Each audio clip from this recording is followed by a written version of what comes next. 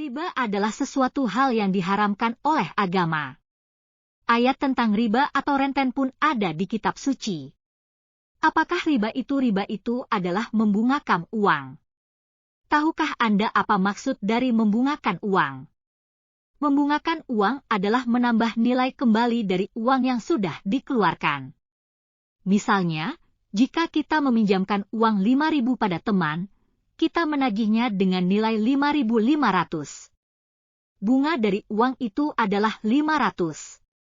Hal inilah yang dilarang agama karena kerap mencekik sang peminjam. Namun, di zaman sekarang, ternyata praktek serupa kerap kita jumpai. Ketika kita berhubungan dengan perbankan, entah itu syariah ataupun konvensional, penambahan nilai uang itu kerap terjadi.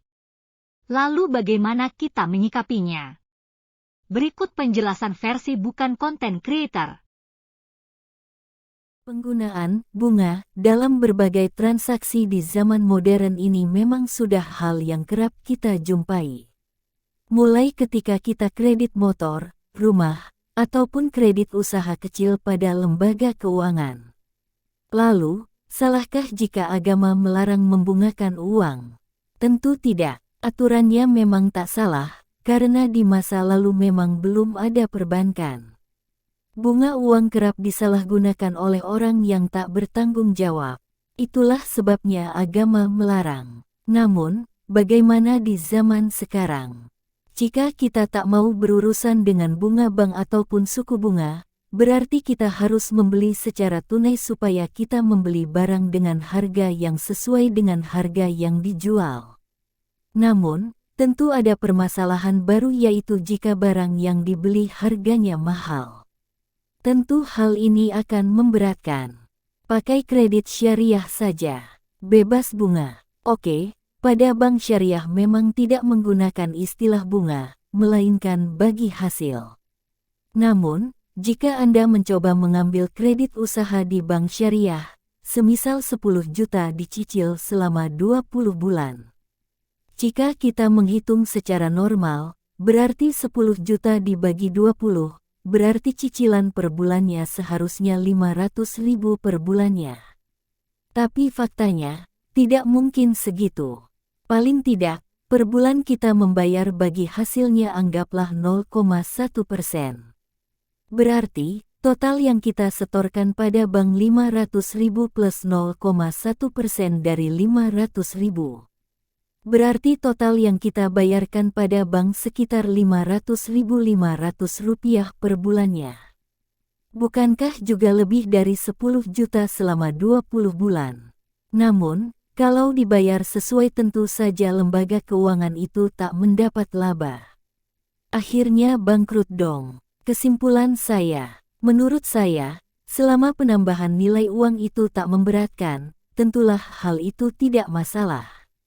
Intinya, jika ada akad mengenai penambahan nilai itu sudah disepakati bersama dalam sebuah perjanjian dan perjanjian itu sudah diatur dalam perundang-undangan negara.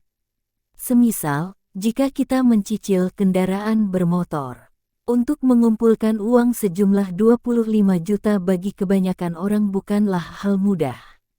Tapi, kendaraan kini jadi kebutuhan. Akhirnya, mau tak mau mencicil kendaraan tersebut. Untuk mencicil tentu ada bunga, namun besaran bunga itu sudah sesuai kesepakatan di awal. Artinya, kedua belah pihak sudah tahu. Selama besaran bunga tak memberatkan dan sesuai dengan perjanjian, mungkin hal itu tak merugikan. Opsi kedua, kita berusaha menabung dengan keras. Setelah uang terkumpul, barulah kita bayar cash. Lalu, bagaimana dengan rentenir? Merujuk pada Kamus Besar Bahasa Indonesia KBBI, rentenir adalah orang yang mencari nafkah dengan membungakan uang. Dikutip dari laman Sikapi Uang Otoritas Jasa Keuangan OJK, rentenir adalah orang yang meminjamkan uang kepada masyarakat dalam rangka memperoleh keuntungan melalui penarikan sejumlah bunga. Dalam banyak kasus, penagihan pinjaman dapat dilakukan secara sewenang-wenang oleh rentenir apabila peminjam mulai terlambat membayar cicilan. Hal ini disebabkan karena tidak adanya jaminan atau agunan yang dipersyaratkan. Oleh sebab itu, OJK sebagai otoritas keuangan tidak merekomendasikan melakukan peminjaman rentenir. Rentenir sendiri memang menawarkan kemudahan dalam pinjaman. Berbeda dengan bank atau lembaga keuangan formal lain yang biasanya memiliki beberapa prosedur, rentenir adalah menawarkan kecepatan pencairan dana pinjaman. Selain itu, rentenir juga lazimnya tak membutuhkan barang agunan sebagai jaminan atas dana pinjaman yang diberikan. Meminjam kepada rentenir tidak diperlukan kelengkapan surat-surat identitas dan keterangan jenis usaha lainnya. Namun, hal inilah yang justru dapat membahayakan peminjam. Rentenir kerap menaikkan bunga di luar perjanjiannya. Itulah yang membedakan rentenir dengan bank. Serupa tapi beda tipis. Hanya kata itu yang bisa saya ucapkan. Mungkin penjelasan ini belum sempurna, tapi semoga bermanfaat.